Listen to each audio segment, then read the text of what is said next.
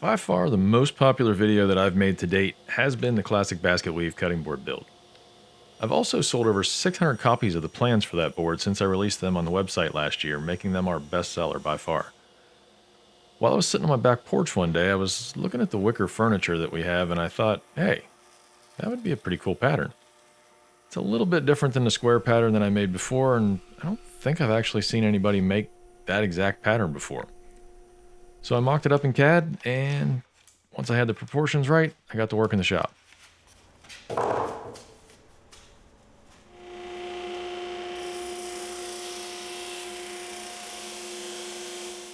To get started, I cut some walnut down to width and then I resawed that into thinner strips. I ran those through the sander to make sure they were smooth, and then I pulled some maple off the shelf to get it ready.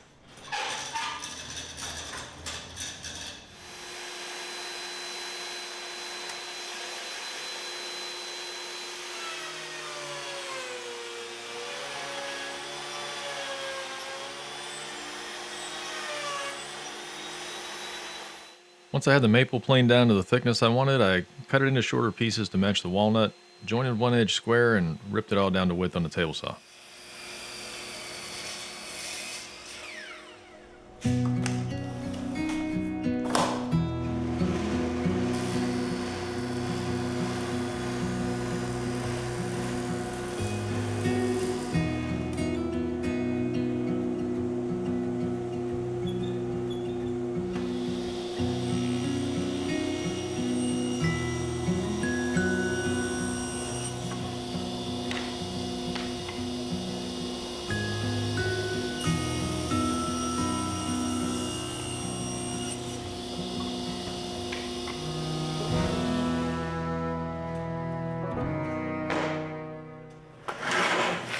All right, so we got everything cut down to rough size. Now, time for the first glue up. What we're gonna do is glue one piece of walnut on each side of the maple. So everything's way oversized right now. I'm just trying to make it as easy as possible to do the first glue up. So we'll get these in the clamps and let it sit overnight, and then we can come back and cut everything into the correct size.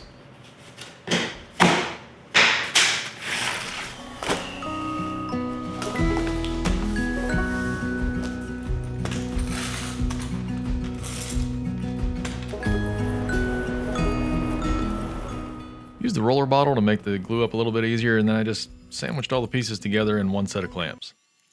I got a little bit lazy here and I didn't put any wax paper between the boards, and after I let them sit overnight, I was reminded why I should have done that.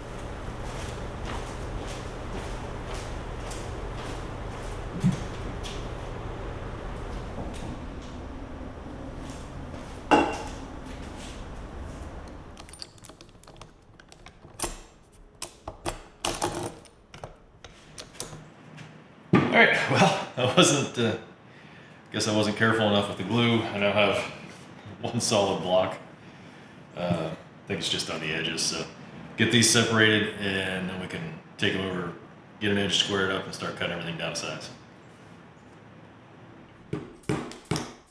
Luckily, after scraping the glue off the edges, I was able to get a painter's tool in the end and get a gap started, and from there I could drive some wooden wedges in to separate them all. And just a little bit of damage on the edges, but fortunately, that'll all get cut off in the next steps. All right, I got everything down to its final thickness. Now I just need to rip a bunch of 3.5 inch and some 1 inch strips. Then we can get our second glue go.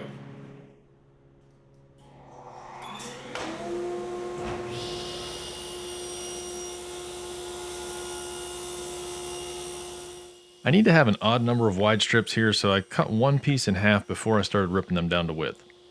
The 1 inch strips need to be exactly square, so I sanded the cut face to match their thickness. Then I cut the rest of the parts in half at the miter saw.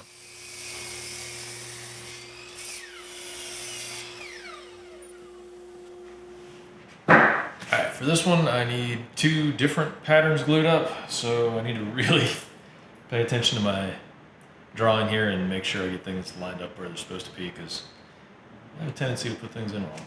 So get this all mocked up and then I'll put some glue on.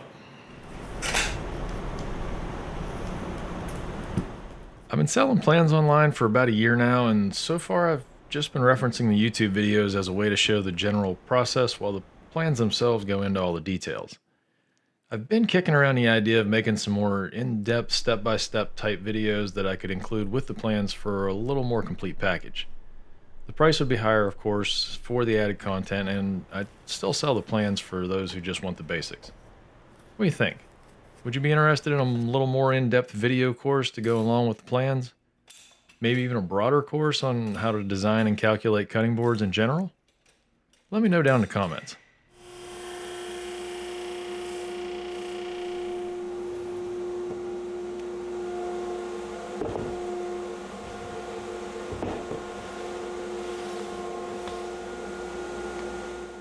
Alright, now it's time to cut everything into end grain strips to make the final pattern.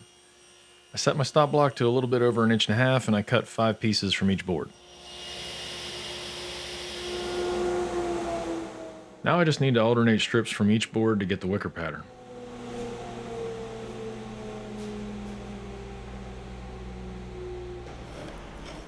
Usually, what you see me making in these videos are prototypes of new patterns that I'm trying, and in some cases you get to see me learn from my mistakes along the way.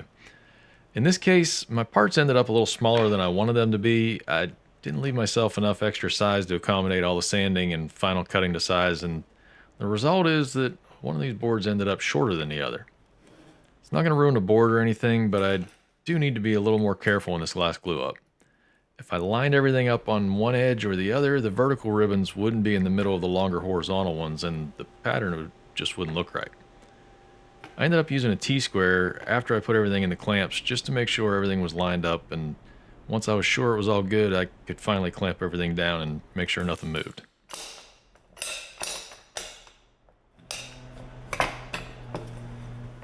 If you've made it this far into the video, I hope you're getting something useful out of it, and if you are, please do me a favor and take a second to hit that like button and maybe even consider subscribing to the channel.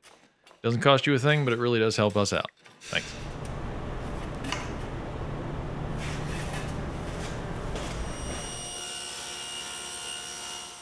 After the glue had dried overnight, I took it over to the table saw to cut it down to its final length and then started the sanding process on the drum sander. Every once in a while, the drum sander leaves some really deep lines in the end grain board, so I actually started off at 60 grit on this one with the orbital sander, and then I worked my way up through my normal progression from 80 to 120 and finally 180 before I raised the grain and round over the edges.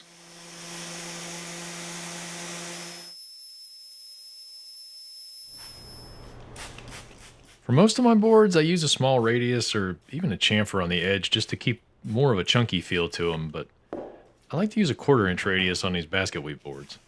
I think the slightly larger radius just helps carry the pattern over the edge well without being too overdone. Once the edges are rounded, I start back at 180 again and then go to 220 on the random orbital sander. Finally, I'll finish it off by hand just to make sure I get all the edges done well.